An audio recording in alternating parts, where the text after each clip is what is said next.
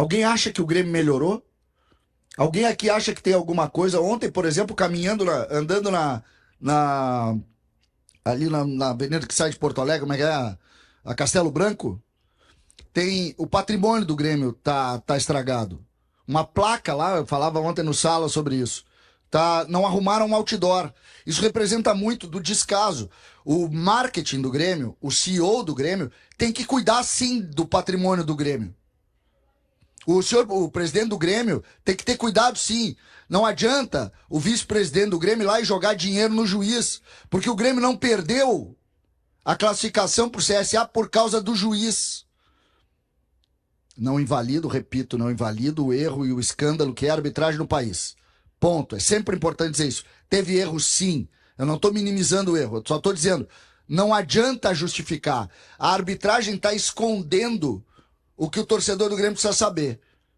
Aliás, e é triste dizer isso. Aliás, parabéns ao José Alberto Andrade, que não preciso nem, né, elogiar aqui, mas, enfim, e falar sobre a história do Zé. Mas ontem a gente teve pergunta, né, de jornalista na zona mista. Né? Enquanto o Guto Peixoto tentava desviar o foco com o assunto arbitragem, reclamando, esbravejando, o Zé Alberto fez uma pergunta, tá, mas e aí? O Grêmio não ganhou de ninguém na Copa do Brasil. Merece? E o Guto questionou ele. Mas e o que isso tem a ver com a arbitragem? Não, o repórter sou eu que pergunto, tu responde.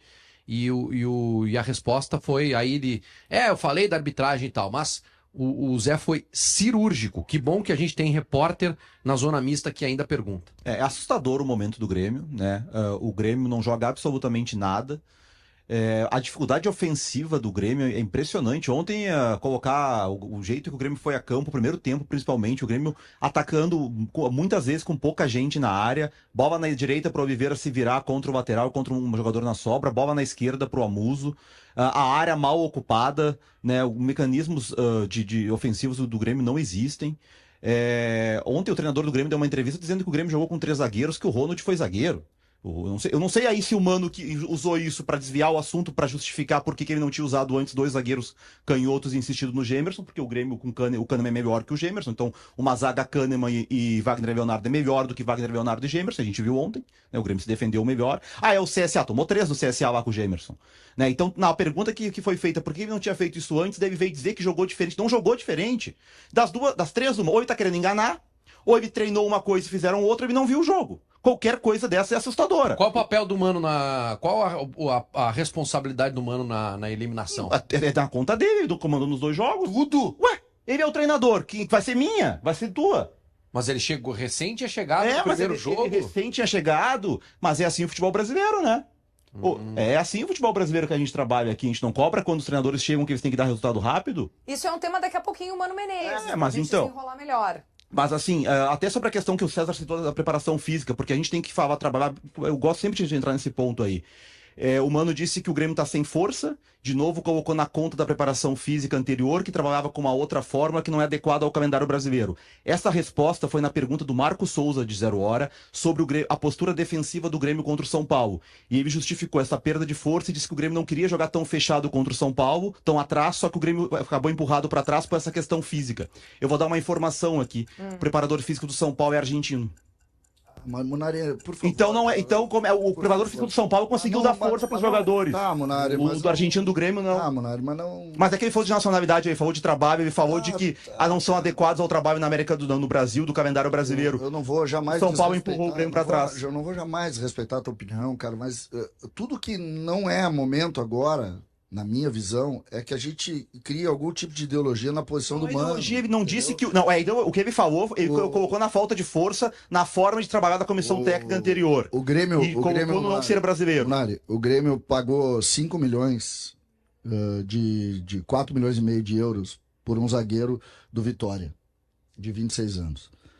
O Grêmio pagou 1 milhão de euros por um lateral esquerdo do Vitória e depois teve que contratar outro porque viu que era insuficiente. O Grêmio ontem tinha 2 laterais, um no banco, que era o João Pedro, e 2 laterais lesionados, sendo um da base, e o outro o João Lucas, que foi contratado na soma entre direitos e dinheiro pago 11 milhões de reais, que é o João Lucas, que não pode jogar no Grêmio. O Grêmio teve que improvisar, ou jogou com 3 zagueiros. Não jogou. O treinador falou errado no mas coletivo. seja como for, o Grêmio teve que improvisar um cara do lado direito. Seja o Ronald, seja o Christian Oliveira, eu não vou entrar na discussão.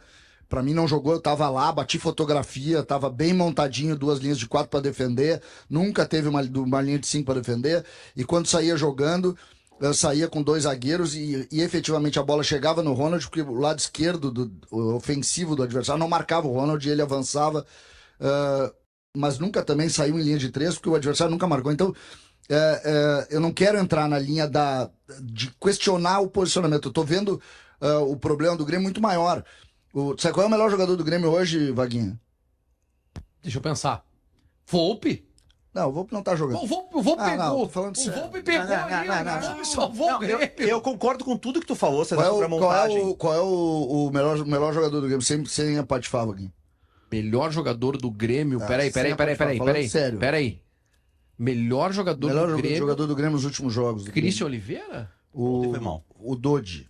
Ah, o Dodge. Eu concordo com tudo que tu tá falando. E aí tu pega o Dodge, por exemplo, que foi um jogador contratado junto ao Santos, rebaixado Santos, e praticamente descartado. Aí tu tem no banco um jogador que o Grêmio pagou 3.200.000, paga 800 mil por mês, que é o Gemerson, pedido do antigo treinador. Aí tu tem na frente um centroavante que não ganha uma jogada, não faz uma jogada individual, não consegue resolver uma jogada, ou porque tá cansado, ou porque não tem condição, ou porque ganha uma Babilônia. Aí entra o Arezzo ontem, o Arezzo tentando jogar, o jogador não teve sequência nenhuma. Aí tu perde durante o jogo mais um lesionado. O Monsalve sai machucado ontem com o adutor da coxa esquerda. Aí tu faz opções por o Amuso, que tu acha lá, que é um jogador até interessante, mas não vai resolver nenhuma situação do Grêmio de grande porte no Brasil, que é um jogador da Bélgica, e aí entra aquela história, na Bélgica ele joga, vai jogar aqui. Não vai jogar aqui. Entendeu? Então o Grêmio é um cemitério de jogador. O Grêmio tá enterrando trabalhos absurdos. E por que tá enterrando? Porque o Grêmio tem um status de trabalho, e me dói dizer isso. O Grêmio acha que dinheiro dá futebol. Então o que acontece? E isso aconteceu com o Renato e com o senhor Romildo Bolzan, que também precisa ir para a figura dos dirigentes que botou o Grêmio nessa situação. Romildo Bolzan, Kelly, é o cara que recontrata o Renato depois de cair para a segunda divisão pagando Babilônias. E ele também precisa estar junto com o Guerra na hora da crítica agora. O fato é que ou a gente encara os problemas. Vocês sabiam que na categoria de base do Grêmio, hoje, o lateral o único lateral direito à disposição é o menino que é do Sub-17. No Sub-20 são 3 anos de Sub-20. O Grêmio tem um lateral direito que joga no Sub-17, que é o titular da Sub-20. O Grêmio não tem nenhum lateral direito entre 18, 19 e 20 anos para tu simplesmente colocar à disposição de um jogo de futebol e ter que botar o Ronald, que nunca jogou de lateral ali. O que é isso? O nome disso é uma palavrinha: incompetência. Então, os executivos de futebol do Grêmio precisam ser demitidos. E os dirigentes do Grêmio precisam fazer isso.